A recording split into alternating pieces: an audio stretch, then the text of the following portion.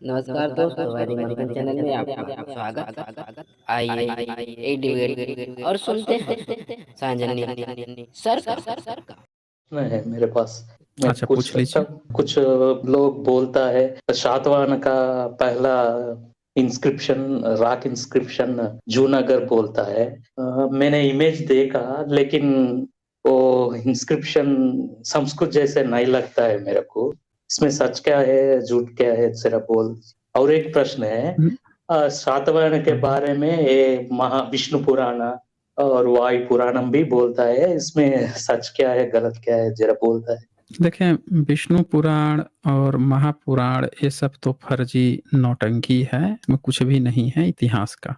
अगर आप कुछ मिलेगा भी ना, कुछ भी थोड़ा बहुत मिलेगा तो बहुत ही डिस्टोर्टेड वर्जन मिलेगा, उसमें हकीकत आपको कुछ नहीं मिलेगी, क्योंकि ये सबसे रद्दी फालतू किताबें हैं, इनमें कुछ भी ऐतिहासिकता नहीं है। और इसमें अब बताइए, अंग्रेजों की चर्चा है, मुगलों की चर्चा है।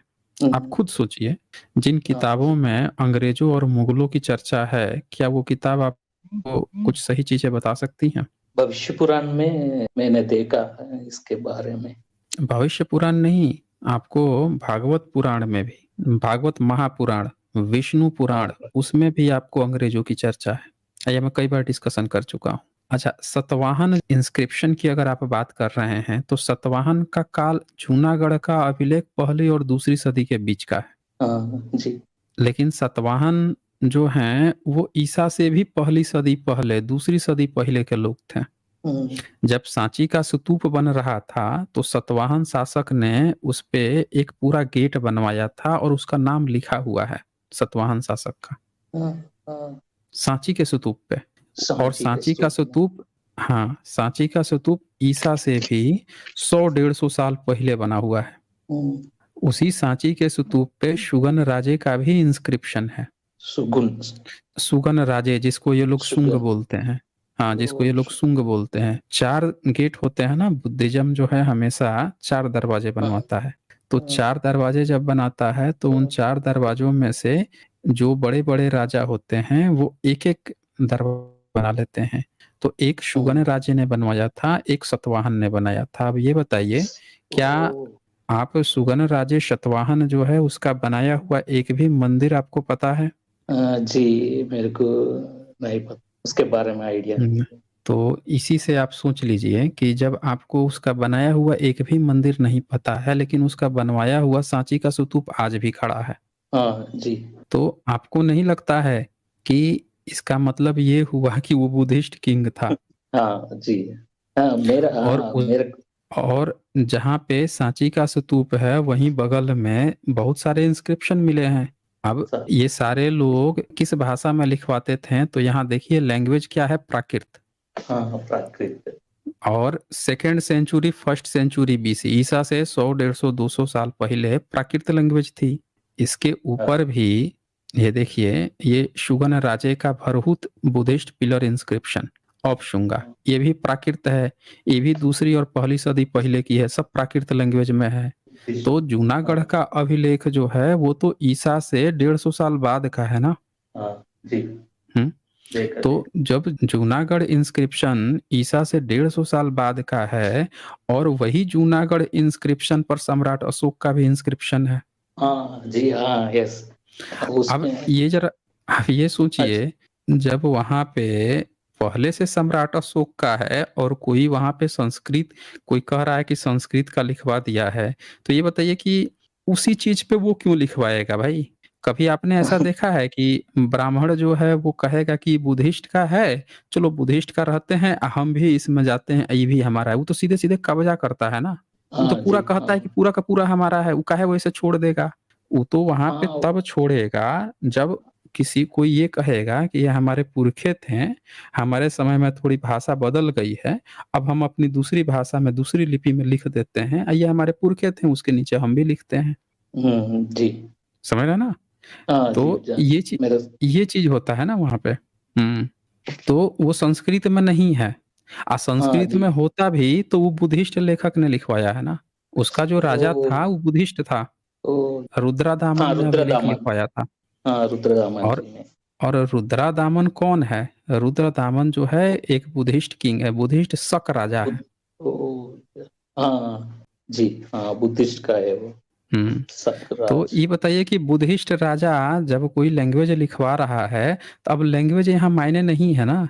यहाँ पे एक सबसे बड़ा गेम क्या खेला गया है, ब्राह्मणों ने ऐसा प्रचार किया कि संस्कृत भाषा है तो इसका मतलब कि ब्राह्मण का हो गया, ब्राह्मण का। हाँ, कभी उसने भारतीयों को सही इतिहास नहीं पढ़ाया, किसी भी लेखक ने। आप यही देख लिए, चाहे राइट का हो चाहे लेफ्ट का हो, किसी भी ब्राह्मण लेखक ने ये नहीं दिखाया। ये देखिए, ये एक और इंस्क्रिप्शन दिखाता हूँ, ईसा की पहली सदी मथुरा में, जहाँ पे ये लोग कृष्ण का बताते हैं। वो इंस्क्रिप्शन देखिए, मथुरा, ये देखिए, the Mathura votive tablet of the time of Sodasa, year 72 AD 15, पहली सदी का इंस्क्रिप्शन है। और लैंग्वेज देखिए क्या है इसका, लैंग्वेज प्राकृत। अब बताइए, ईसा के पहली सदी में मथुरा में इंस्क्रिप्शन मिल रहा है, वोटिव मतलब समझते हैं, वोटिव टेबलेट, जिसको ये लोग शिवलिंग बोलते हैं। अब वोटिव मतलब बुद्धिस्ट का मन्नत वाला स्तूप, समझ रहे ना, बुद्धिस्ट का जो मन्नत, इसीलिए वोटिव, शिवलिंग नहीं लिखा है, क्या लिखा है, वोटिव। इसी वोटिव स्तूपा को ब्रह्मनिज्म जो है वो कहता है शिवलिंग कहता है। लेकिन लेकिन चूंकि प्राकृत लैंग्वेज में है तो उनका मुंह बन जाता है। जहां पे नहीं कुछ लिखा रहता है वहां तुरंत पिताजी कह देगा कि तो शिवलिंग है, हमारे शिव जी का लिंग है, तुरंत चिल्लाना शुरू कर देगा। लेकिन वहां पे लिखा हुआ है तो कुछ बोल ही नहीं पा रहा है। देखिए, ये सब लिखा हुआ है, हरिति पुतस लिखा हुआ है, महाक्षत्रपस सुरासने वत्सरे 70, समय पीरियड भी लिखा है, कौन से संवत में। फिर ये भी लिख दिया है, कुछीय अमोहिनीय सहा पुत्रेणी पाल घोषेन पोठा घोषेन धन घोषेन आर्यवती पति स्थापिता प्रिय। अब देखें, आर्य शब्द भी आ गया है, तो इसी से ही आप समझ सकते हैं कि बुद्धिस्ट का शब्द है, अब प्राकृत में है। अरहतो नमः अरहतो वर्धमानस, अरहत भी लिखा हुआ है। अब इन पे कोई चीज चल ही नहीं पाता है कि ये उसमें अपना पिताजी घोषित कर सके, क्योंकि ये लैंग्वेज ही प्राकृत का है। तो इवन अब देखें, यहाँ पे फिर से एक इंस्क्रिप्शन मिलता है, Mathura stone inscription of the time of Sodasa. इसको क्या कहा जा रहा है, प्राकृत इन्फ्लुएंस्ड बाय संस्कृत। अब इसमें जो है इसको कह रहे हैं इन्फ्लुएंस्ड बाय संस्कृत। भाई एक बात बताइए कि अभी तो प्रॉपर प्राकृत मिला जी, अभी। एक प्रश्न है, प्राकृत इन्फ्लुएंस्ड बाय संस्कृत बोले तो थोड़ा, इसका मतलब ये कहना चाह रहे हैं कि मिला जुला है, मिश्रित है। ओके, ट्रांजिशन स्टेट, मतलब ये कह रहे हैं कि मिश्रित है। मिश्रित कहने का मतलब कि अभी सम्राट अशोक के समय प्राकृत ही प्राकृत थी, अभी पहली सदी में भी प्राकृत थी, दूसरी सदी पहले भी प्राकृत थी। अभी क्या हुआ, पहली सदी में दूसरी सदी में, कि थोड़ा सा ना एक और लैंग्वेज का हमको आभास लग रहा है, संस्कृत का भी हल्का सा प्राकृत में आभास लग रहा है। अब ये बताएं कि पहले से संस्कृत होता तो संस्कृत उसके पहले भी मिलता ना, इंडिपेंडेंट कोई लिखा हुआ इंस्क्रिप्शन। मतलब यहाँ पे बोलिए आप। मेरे को ऐसे लगा, अशोका 13th इंस्क्रिप्शन में भी शातवाहन के बारे में लिखा हो, उसमें 13th इंस्क्रिप्शन में, रॉक इंस्क्रिप्शन में अशोका की। मेरे को डाउट आया, अरे कैसा हिंदुइज्म को फॉलो करते हैं शातवाहन में, ऐसा बोले के आए लाइव पे। मतलब आप सीधा देखिए ना कि मंदिर तो मिलना चाहिए था उसका। हाँ जी, कोई भी नहीं मिला था। देखें, फिर से यहाँ प्राकृत लैंग्वेज मिल गया, पहली सदी का कॉपर प्लेट इंस्क्रिप्शन पत्रिका। तो इनका तो पहली सदी में जितने इंस्क्रिप्शन मिल रहे हैं सब के सब एक प्योर संस्कृत का तो मिल ही नहीं रहा। ये देखिए 28 नंबर, ये खरोष्टी लिपि में फिर से प्राकृत लैंग्वेज में लिखा हुआ मिल गया प्राकृत में। ये 80 पहली सदी का है ये भी। तो ये बताइए, पहली सदी तक भी इनका संस्कृत का नामो निशान नहीं, प्लस जिसको ये कह रहे हैं वो भी एक बुद्धिस्ट राजा है, रुद्रदामन।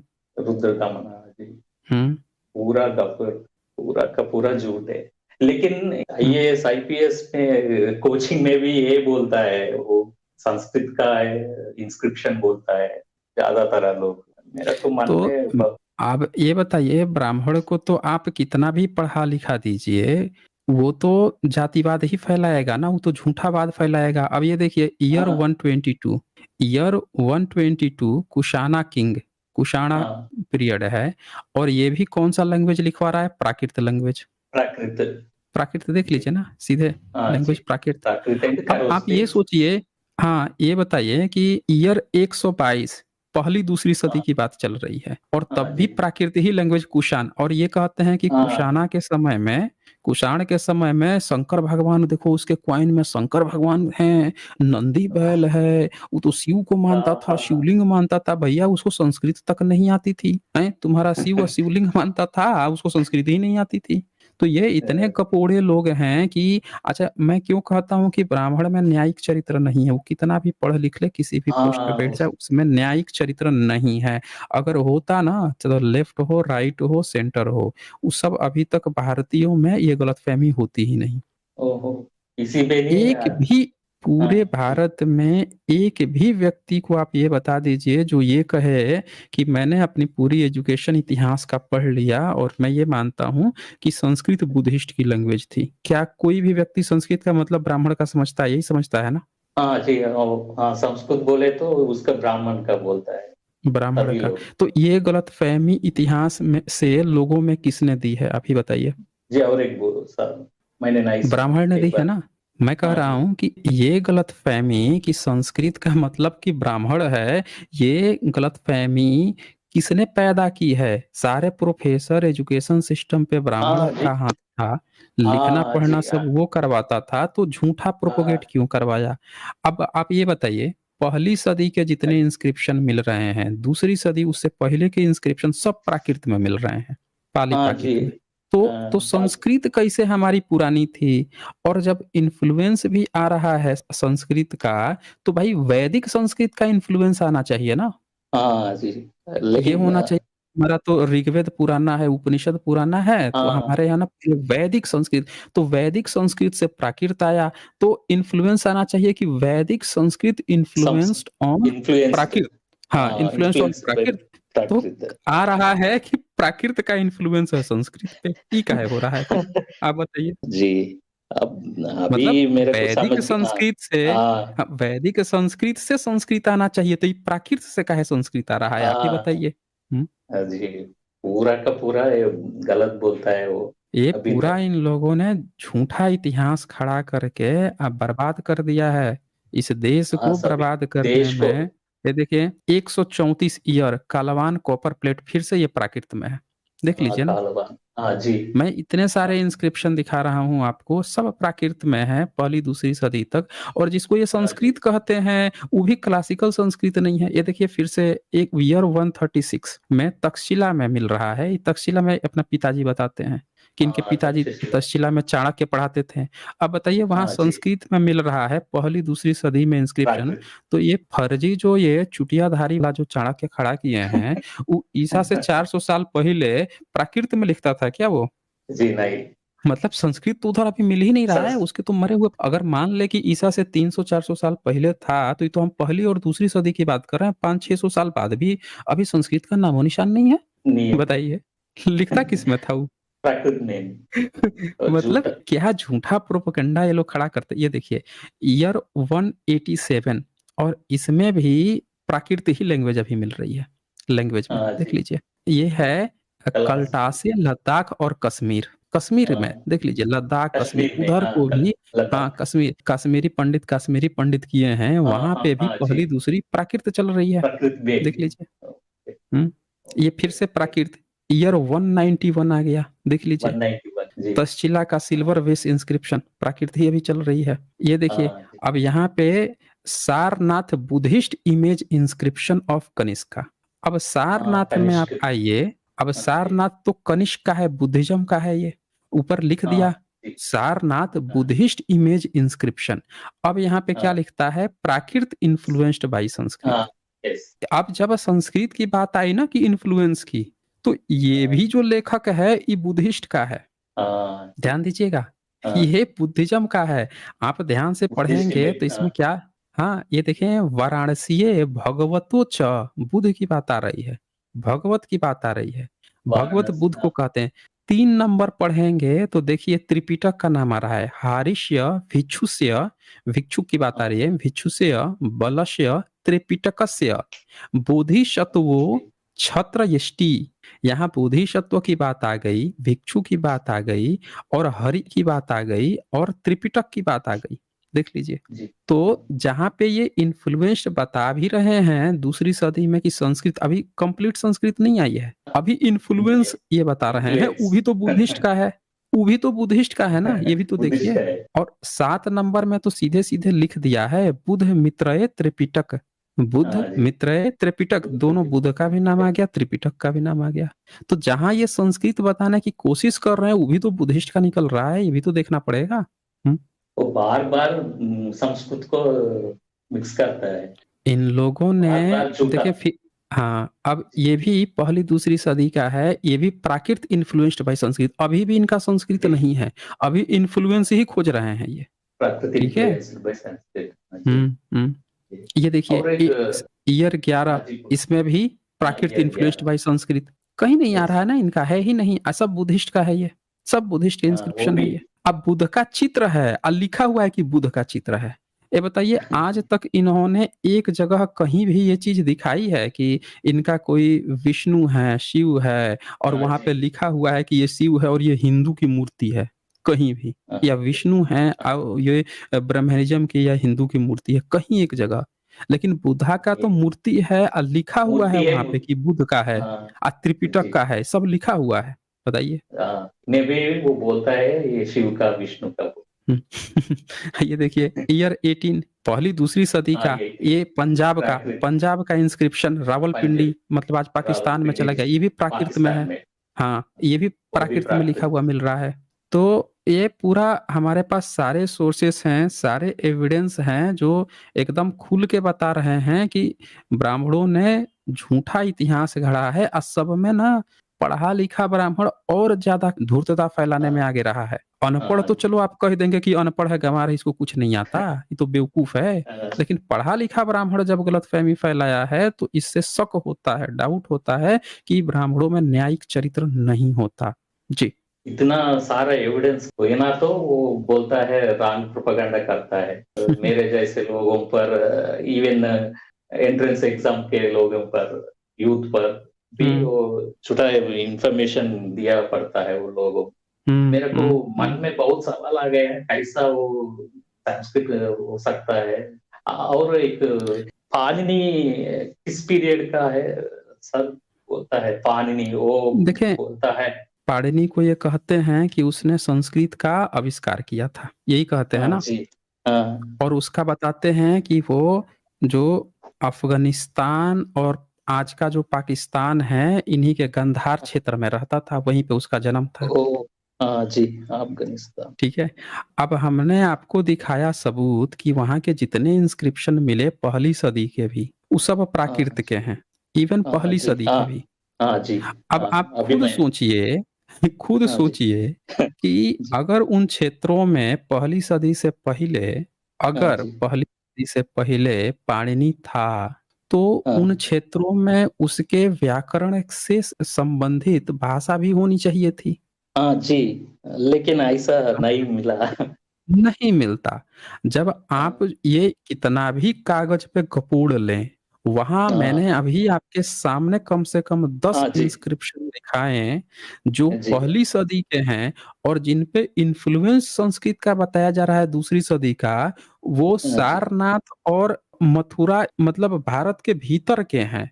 गांधार हाँ क्षेत्र में मनसेहरा का मैंने दिखाया पहली सदी का, वहां पे भी अभी हम्म, प्राकृत ही है पहली सदी में। हाँ जी, तो ये बताइए कि अगर वो ईसा से 500 साल पहले पाणिनि था, तो वो क्या अपने मुंह में चूहे का बिल बना के भीतर घुस के व्याकरण रचा था क्या, कि अगल बगल के जी, वहां के लोगों को किसी को पता ही नहीं था? और पता उससे नहीं। भी बड़े बड़े विद्वान कोई और रहा होगा जिसकी वहां पे चलती थी, उस भाषा में लोग लिखवाते थे, और उसको कोई पूछता नहीं था क्योंकि वो चूहा का बिल खोद के भीतर घुस के बैठा था, कोई जानता ही नहीं था उसके व्याकरण को। कोई नहीं जानता वो लोग।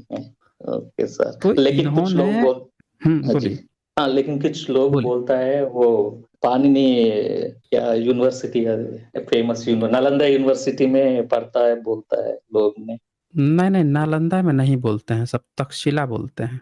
तक्षशिला, सॉरी, हाँ हम्म तक्षशिला, तक्षशिला नालंदा को तो यूनिवर्सिटी। बोलते हैं कि ये तो नालंदा को गुप्त काल में बैठाए हुए हैं, समझ रहे हैं ना, गुप्त काल में। ई लोग, हम लोग हाँ नहीं बैठाए हैं, ई लोग बैठाए हैं। अब ओ ये जी जी, देखिए ईयर AD 99, 99 एडी मतलब समझ रहे हैं, पहली हाँ, दूसरी सदी।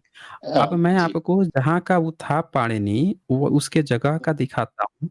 इवन दूसरी सदी में भी वहाँ पे संस्कृत का इन्फ्लुएंस नहीं है। ये देखिए, प्रॉपर जी। प्राकृत है, प्राकृत है और जी, लिपि वहाँ हमने हाँ, अभी खरोष्ठी चलती थी। ये देखिए, हाँ, कुर्रम हाँ जी। कॉपर कास्केट इंस्क्रिप्शन शका ईयर 21 हाँ, एडी 99, यानी कि 99 यानी कि पहली दूसरी सदी हो गया।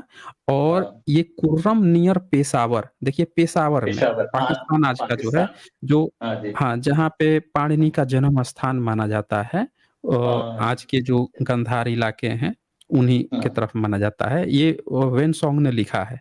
तो ये हाँ, याद बताइए कि सर। पहली सदी में भी, पहली दूसरी सदी में हाँ भी जी। वहाँ पे प्राकृत चल रही है, तो भैया ये व्याकरण कौन सी हाँ जी। भाषा में रचा था? प्राकृत में रचा था क्या? हाँ जी, प्राकृत में। बताइए, थैंक संस्कृत में बोल रहे हैं सबकी, संस्कृत रच दिया रच दिया। फिर ये बिना व्याकरण के ये वेद उपनिषद कौन सी भाषा में लिखते थे भाई? हैं? वेद। जब आ, संस्कृत थी ही नहीं, पहली सदी तक संस्कृत ही नहीं थी, पहली सदी में भी अभी इन्फ्लुएंस कह रहे हैं, अभी कह ही नहीं रहे हैं कि यस, संस्कृत है। मतलब एक होता ना, पहले कह देते कि संस्कृत है, इन्फ्लुएंस तो तब मानते हैं ना। जैसे कोई बच्चा हाँ, बोल रहा है तो कोई कह देगा कि आप में ना थोड़ा सा इन्फ्लुएंस आ रहा है उस देश का, उस टोन का। इन्फ्लुएंस की बात कर रहे हैं, अभी कह नहीं रहे कि लैंग्वेज है संस्कृत प्रॉपर। ठीक हाँ है। जी। और दूसरी चीज हाँ, कि एक तो प्रॉपर उसके बाद से संस्कृत आएगा, संस्कृत बाद से क्लासिकल संस्कृत आएगा ना। अभी तो क्लासिकल हाँ, संस्कृत बहुत दूर की चीज है, अभी तो संस्कृत नहीं बता पा रहे हैं। तो कहाँ से कौन सा वेद उपनिषद ये पहले से लिख के बैठे थे? सोचिए। मेरे मन में लगा वो। तो हाँ जी। ठीक है, फिर और कोई प्रश्न है आपका? हाँ जी। Okay, thank you sir. Thank you. अच्छा अच्छा जी, thank you. Really, I thankful to you, sir. I got wonderful information from you. Thank you. Okay This okay, is thank you. really, I thought good. Thank you, sir. Anyway. Okay, thank you. आज बस इतना ही, फिर मिलेंगे हम अगली video में अगले जानकारी के साथ। तब तक के लिए नमस्कार।